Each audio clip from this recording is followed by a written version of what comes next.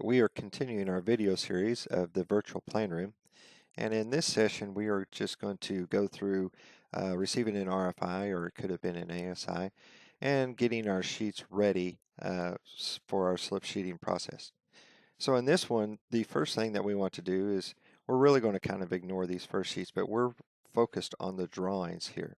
The first thing that we want to do is we want to make sure that we get the sheet number as the label. That will be important for our exporting later on. So the quickest way to do that, especially if you have a lot of sheets, is you want to do create page labels. And let's do the page region, and we will select it right here, and we'll just zoom in and make sure that we can get that. And that looks good. But we want to make sure that we get pages 4 through number 8. And so let's just change that to 4 through 8 and click OK.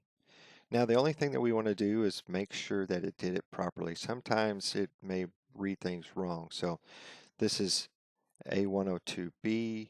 Let's go down here and switch to the next one, A103B, and just check every one of them. And A401 and A402. That looks great. Now we're not quite done. We want to make sure that we don't have any extraneous material in our drawing that we don't need. So the first thing to check is probably layers. Sometimes architects have layered drawings, and if they do, this one doesn't. But if they do, you want to flatten those layers. We don't want layers to be showing up in our sheets. So in this one we don't, so we're happy about that one. The next one is links. When architects or design team export from Revit, it will export the hyperlinks that it has within the program.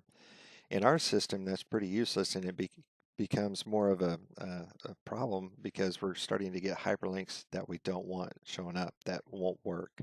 So we want to just make sure that we get rid of all of those hyperlinks. So go to the links, go through it, and select them all and simply delete them. That should be it for everything that we need to do to prep our drawings ready for export. Join me in the next video as we enter the drawings into our VPR log and rename the files for slip sheeting.